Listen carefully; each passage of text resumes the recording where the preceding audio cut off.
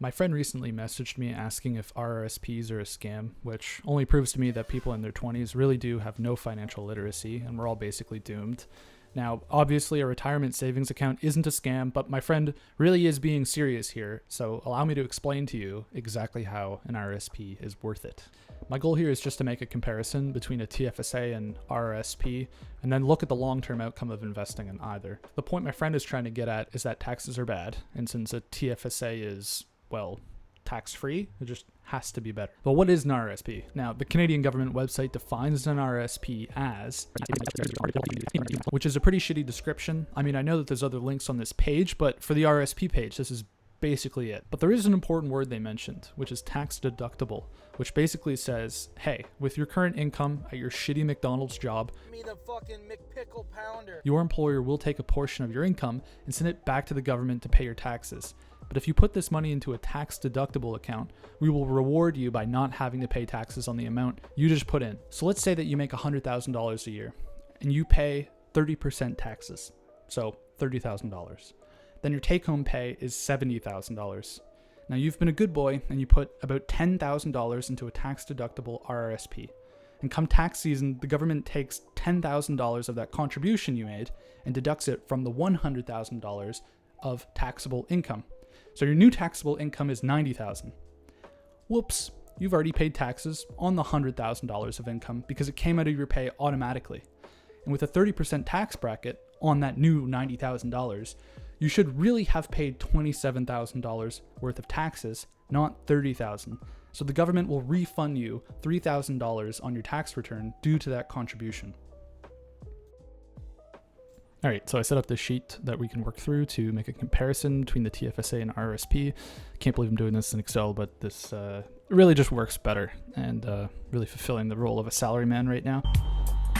So if we just look at the TFSA for a second and assume that we make a $3,000 yearly investment, which is maybe reasonable or unreasonable depending on where you are. Good.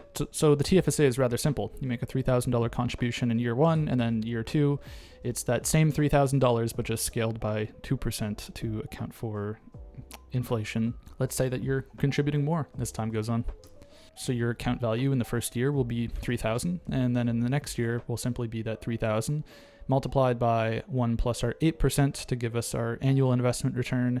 And then we'll also add into that, but not scaled with respect to the investment return, the contribution that you've made. This will continue on for about 30 years, at which point we'll withdraw the amount, which will just be the final account's value since this is tax-free. We'll assume that for your income bracket, you pay about 24% taxes. We'll put this as 24%, which could be very high or very low, depending on who you are, but these are just made up numbers. The tax return reinvestment is simply a percentage that will describe what percentage of your tax return you're actually reinvesting into your RRSP. So again, the contribution is $3,000, the same as the TFSA.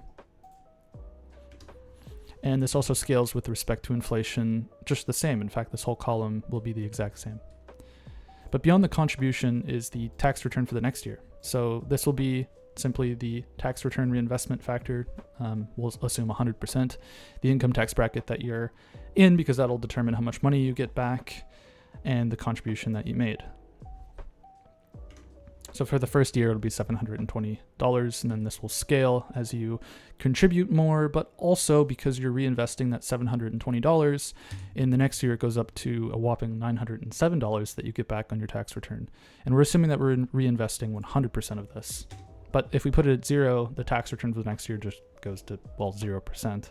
And in fact, the final value for your account in the RSP is the exact same. However, the after-tax amount is not, which is important. And this brings up an interesting point, which is that the RRSP is really useful if you're reinvesting the tax back that you get, because at the end of your RRSP, when you decide to withdraw, you will be hit with those taxes on withdrawals. Now, if you make the tax return reinvestment fraction 0%, meaning that every time you get your tax return, you spend all of that money, you see, of course, that the tax return for the next year goes to zero, which makes sense.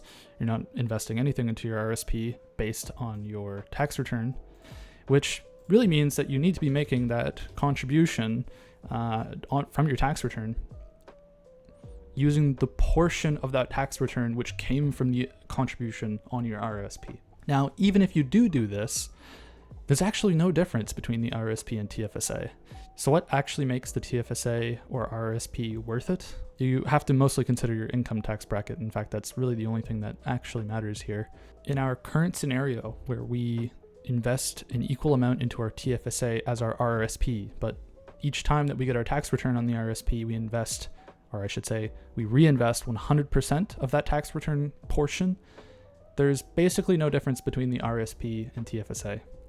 We get basically the same amount back, but there's one important thing to consider, which is our tax brackets. Now, let's say that your current tax bracket is 24%, which is quite a lot, but later in life, when you decide to withdraw from your RRSP, whenever that may be, you're in a significantly lower tax bracket, let's say maybe 14%. Because let's say that you're withdrawing about $40,000 each year. This means that there's a huge difference between the RRSP and TFSA. In fact, based on the parameters that we've entered, we gain about $30,000 more at the end of this 30 years. But depending on your situation, the RRSP could be good. For example, if you're making a lot of money right now, and maybe you're in the 30% tax bracket, well, later on, if you decide to move towards a lower salary because of your retirement or whatever life goals you have, making the RRSP contribution could be a significant advantage. If you're in the 30% tax bracket right now and making lots of money, you might not be comfortable later on in life with only a $40,000 withdrawal. But what you can do, which could be beneficial, is to utilize other income sources which are not classified as income, like savings from TFSAs. For instance, if you max out your RRSP as sort of the backup plan if all things go wrong for retirement or whatever you plan to do later on in life, you are guaranteed this sort of minimum chunk of cash that you can withdraw, ideally at a lower tax bracket. And if you have filled up your contribution room for the RRSP, you can invest into your TFSA, which means that you can combine withdrawals from the TFSA and RRSP. And withdrawals from your TFSA do not count as income, so you will not be taxed on that portion, meaning that you can remain within this lower tax bracket on the RRSP. So to my friend in the beginning, yes, RRSPs are worth it. It just depends on your situation. And for example, you could come up with some situation in which you're actually harming yourself. Like for instance, if you're in a very low tax bracket right now, paying something like 15%, and later on you make a boatload of money and you're paying 40%, well, then yes, of course, the RRSP is not worth it at all. But this situation is very unlikely, and in fact, if you're making a significant amount of money later on in life, you probably don't really care about the small contributions you're making towards your RRSP in the beginning, because you're making so much money later on anyways. So the RRSP really is sort of like an insurance plan on your ability to do things later on in life with the money that you're saving now. If you're in a much higher tax bracket later on, then yeah, the RRSP was not worth it at all, but you're probably doing quite well financially anyways.